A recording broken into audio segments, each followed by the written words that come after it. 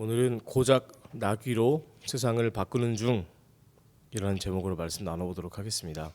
오늘 본문을 한마디로 정리하자면 패러디 같아요. 패러디가 뭐죠? 의도적인 비틀기를 말하는 거죠. 그 의도적인 비틀기를 통해서 원본에 대한 풍자를 담아내는 것이 패러디입니다. 예수님은 해학이 있으신 분이시니까 충분히 패러디로 보이기도 하죠. 그럼 오늘 본문이 패러디라면 무엇에 대한 패러디일까? 왕, 임금에 대한 패러디겠죠. 예수님의 예루살렘 입성은 마치 왕의 행차와 비슷하다는 겁니다. 하나씩 살펴볼게요. 먼저 예루살렘의 행차라고 할 만한 행렬이 입성할 때는 보통 본디오 빌라도 총독이 입성할 때입니다. 본디오 빌라도는 평소에는 가이사랴라고 하는 지역에 살았어요. 왜냐하면 가이사랴는 항구 도시거든요. 로마 본국과 소통이 유리한 지역이기 때문에 또 물자를 주고받기도 용이했기 때문에 총독의 관저는 가이사랴에 있었습니다.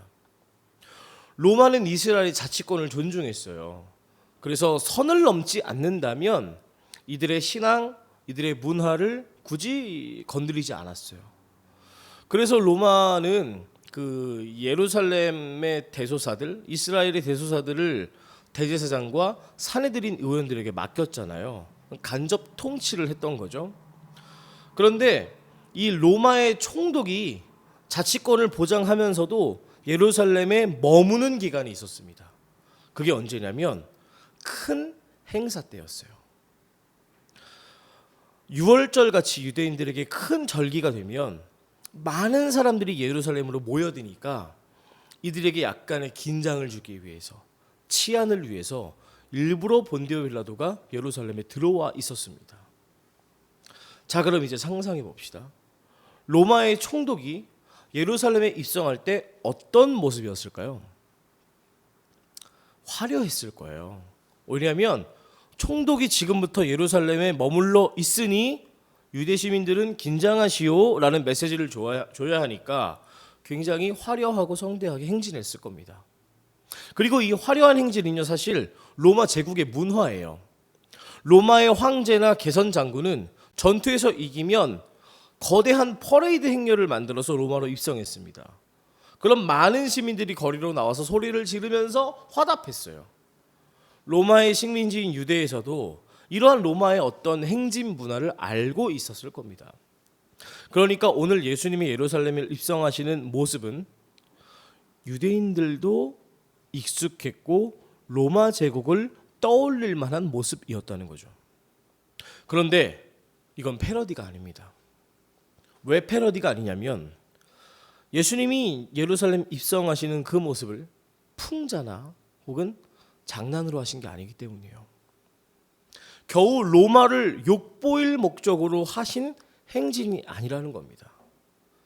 그래서 이건 패러디가 아니라 콘트라스트에 가깝다고 생각합니다. 콘트라스트가 뭐죠? 대비죠. 패러디가 A를 비틀어서 만든 B라면 콘트라스트는 A를 반대하는 B입니다. 다른 거죠. 그러니까 예수님의 예루살렘 입성은 로마를 흉내내는 게 아니라 로마와 정면으로 대비되는 모습이라는 거예요. 같은 도시, 같은 절기, 같은 행렬이지만 전혀 다른 왕이 오고 있다는 거죠. 그렇다면 뭐가 대비겠습니까? 빌라도는요, 말을 타고 입성합니다. 말은 힘을 상징합니다. 정복을 상징해요.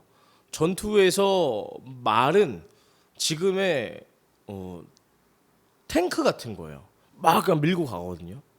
그러니까 말 위에 앉아 있는 사람은 뭐 이렇게 말하는 것 같아요. 나는 힘으로 왔고 저항하면 죽을 것이다. 이렇게 말하는 것 같죠. 근데 예수님은 말이 아니라 나귀를 타고 입성하셨습니다. 나귀는 전쟁터에서 타는 동물이 아니죠. 짐을 나르는 동물이에요. 나귀는 농부의 동물이고 가난한 자의 동물입니다. 나귀에 앉은 분은 그래서 이렇게 말씀하시는 것 같아요. 나는 섬기러 왔다. 사람들이 이걸 이해했을까요? 아마 이해하지 못했을 것 같아요. 왜냐하면 군중들은 이렇게 소리쳤잖아요. 호산나 호산나 다윗의 자손이여 호산나. 호산나가 뭐예요? 우리를 구원하소서. 호산나 호산나. 겉옷을 막 길에 펼치고 나뭇가지를 막 꺾어서 흔들고, 이게 고대 근동 사회에서 왕을 환영하는 방식이거든요. 그러니까 확실히 이 사람들은 왕을 기다리고 있었고 왕을 맞이하려고 하고 있었어요. 그런데 어떤 왕인지는 몰랐던 거죠. 어떤 왕인지는 예수님만 알고 있던 거예요. 본문을 보면 예수님께서 미리 제자들을 보내서 나귀를 준비하시죠. 왜 나귀일까요? 스가랴서 9장 말씀 때문이에요. 스가랴서 9장 9절 말씀. 도성 시온아 크게 기뻐하여라. 도성 예루살렘아 환성을 올려라. 내 왕이 내게로 오신다. 그는 공의로우신 왕, 구원을 베푸시는 왕이시다.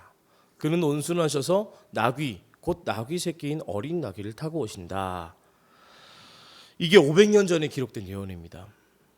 하나님께서는 이미 말씀하셨어요, 이 예언을.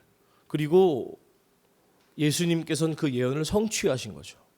오실 왕은 나귀를 타고 오신다. 그리고 그 왕을 뭐라고 표현해요? 온순하시다라고 표현해요. 이 온순하다는 게 뭔지 알아보려면 히브리어 단어를 잠깐 봐야 돼요.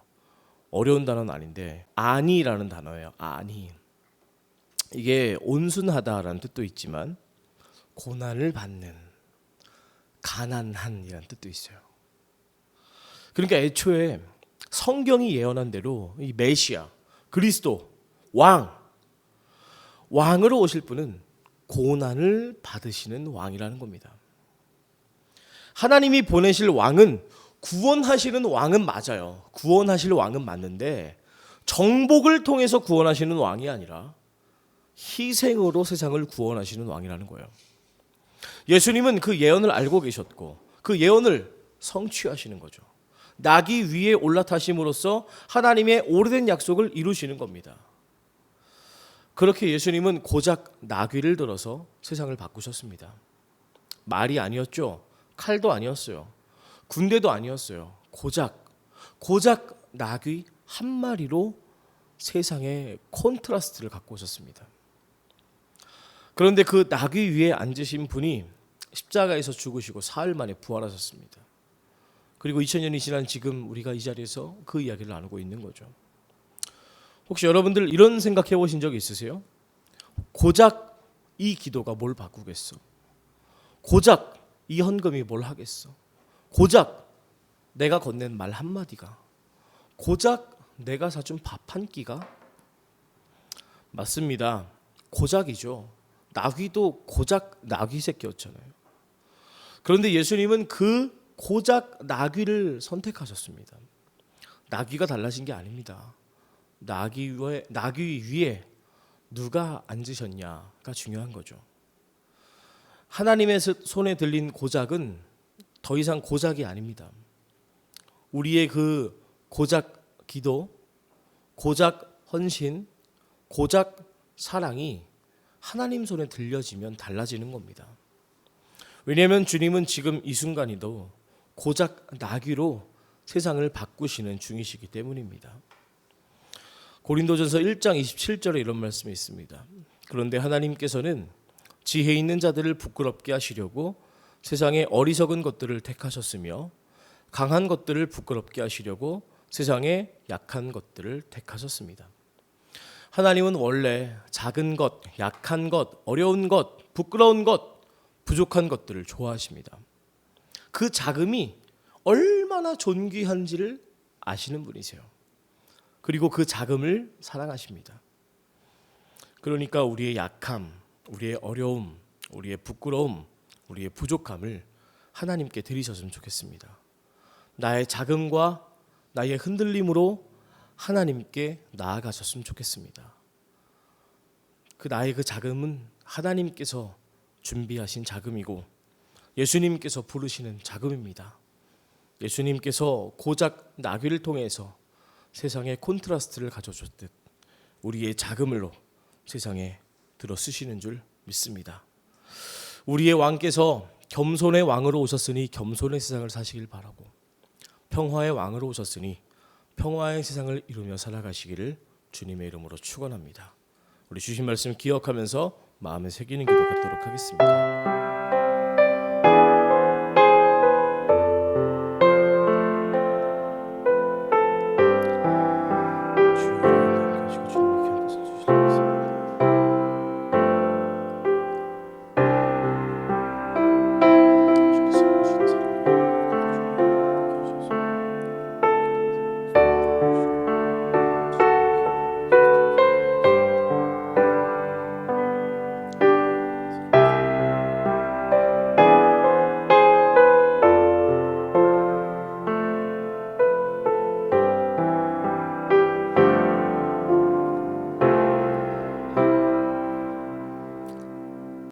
작은 것들, 작은 마음을 들어서 쓰시는 하나님께선 내가 작게 여기는 것들, 내가 부끄럽게 여기는 것들도 귀중하다 말씀하십니다.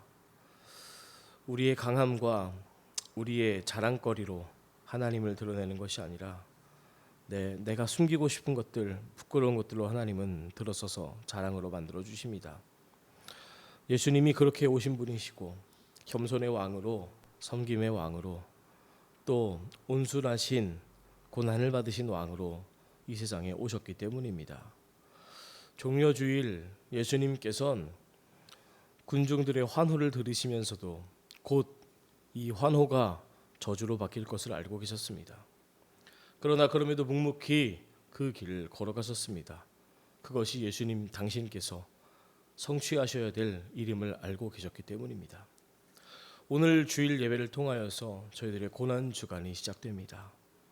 우리가 그리스도의 십자가를 모두 다 알 수 없겠지만 조용히 또 천천히 묵상하여서 우리의 작은 마음으로 그의 십자가와 함께 더불어 살아갈 수 있도록 저희들의 일주일을 함께 하여 주시고 또 신경 써 주옵소서. 예수님의 이름으로 기도드렸습니다. 아멘.